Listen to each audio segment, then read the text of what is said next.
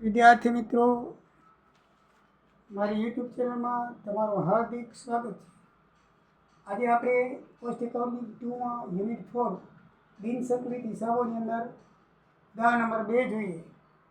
મિત્રો, આની અંદર આમનોંધ લખવાની આવશે અને જે તે ખાતા બનાવવાના આવશે. તો આમનોંધ ઉપરથી ખાતું બનાવવું પડે. આમનોંધ કઈ રીતે થાય તે આપણે જોઈએ. તો સૌથી પહેલાં એની રકમ છે નાનકડી, એ આપણે જોઈ લઈએ.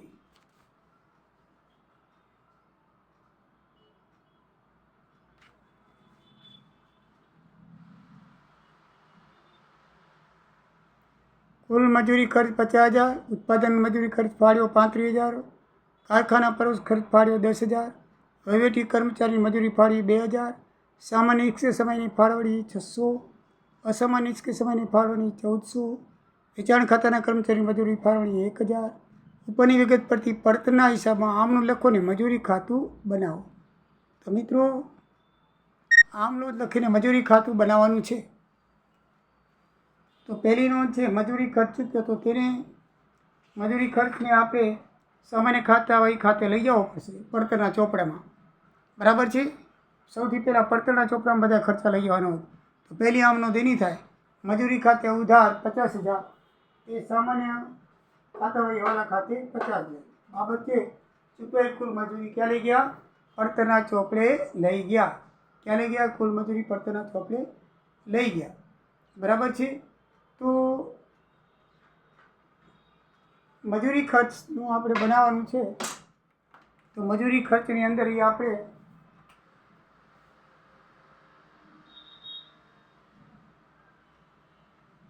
ભેગા ભેગું ખાતું પણ જોતા રહીએ. શું લખ્યું છે? મજૂરી ખર્ચની ઉધાર બાજુ સામાન્ય હવાલા ખાતે. તો મજૂરી ખર્ચની ઉધાર બાજુ સામાન્ય હવાલા ખાતે ચૂકેલ મજૂરી 50,000, તો એ મજૂરી ખર્ચના ખાતામાં આવશે. મિત્રો, આમ નોંધ બીજી, એનો વ્યવહાર છે ઉત્પાદન ખાતે મજૂરી ખર્ચ ફાળ્યો. ઉત્પાદન ખાતે મજૂરી ખર્ચ ફાળ્યો, તો આ બધા મજૂરી ખર્ચ ખાતે જમા બાજુ આવશે. પહેલી ઉધાર બાજુ જે તે કામનું નામ આવશે. બરાબર છે. અને પછી આપણે જમા મજૂરી ખર્ચ ખાતે થશે. કેના ખાતે થશે? મજૂરી ખર્ચ. કારણ કે મજૂરી ખર્ચ બધા આપ્યા છે એનું ખાતું બનાવવાનું છે, એટલે બધું મજૂરી ખર્ચ ખાતે જમા બાજુ આવશે. હવે ઉધાર બાજુ લખ્યું છે મજૂરી ખર્ચ ચૂક્યો ઉત્પાદન ખાતે.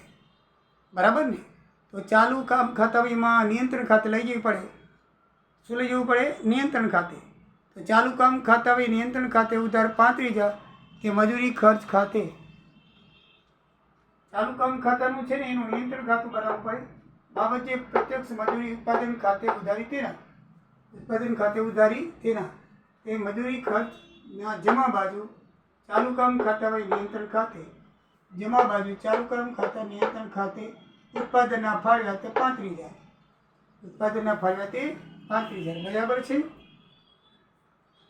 આ 50,000 મજૂરી હવાલો આવ્યો, એ ક્યાં ક્યાં ફાળવ્યા એ જમા બાજુ લખતા જવાના.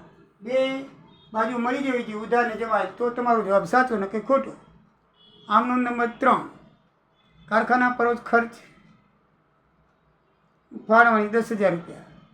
તો મિત્રો, કારખાના પરોક્ષ ખર્ચ ખાતે ઉધાર થશે અને મજૂરી ખર્ચ ખાતે જમા થશે. બરાબર છે. તો કારખાના પરોક્ષ ખાતે મજૂરી ખાતાના જમા બાજુ 10,000 રૂપિયા. રાઈટ. ચોથી આમનું છે વહીવટી કર્મચારી ખર્ચ 2,000 અને બીજો છે વેચાણ વિતરણ ખર્ચ 2,000, 1,000. તો બંને ખર્ચા ઉધારી દઈએ. વહીવટી પરોક્ષ ખર્ચ ખાતે 2,000, વેચાણ પરોક્ષ ખર્ચ ખાતે 1,000, કે મજૂરી ખર્ચ ખાતે 3,000. એ ખર્ચ આપ્યા હોય એના ખર્ચ ખાતે ઉધાર કરવાનું અને જેનું ખાતું બનાવવાનું એ ખાતે જમા થાય. બરાબર છે. હવે મજૂરી ખાતાની જમા બાજુ આપણે શું લખશું? વહીવટી પરોક્ષ ખાતે 2,000, વેચાણ વિતરણ પરોક્ષ ખાતે 1,000. બરાબર છે. પાંચમી આમનું છે કારખાના પરોક્ષ ખાતે 600 રૂપિયા. સામાન્ય નિષ્ક્રિય સમયની ફાળવણી. તો એ કારખાના પરોક્ષ ખર્ચ ખાતે લઈ જવાશે.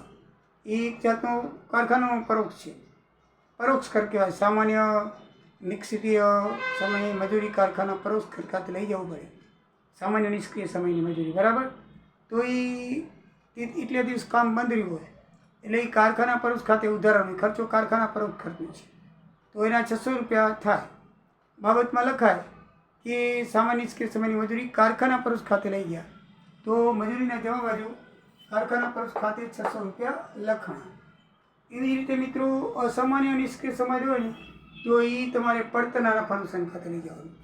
એ પરોક્ષ કારખાના પરોક્ષ નહીં ધ્યાન રાખવું કે કારખાના પરોક્ષ ખર્ચા સામાન્ય નિષ્ક્રિય સમય હોય તો લઈ જવાનું, પણ અસામાન્ય નિષ્ક્રિય સમય હોય તો તમારે પડતરના નફા નુકસાન ખાતે લઈ જવાનું. બરાબર છે?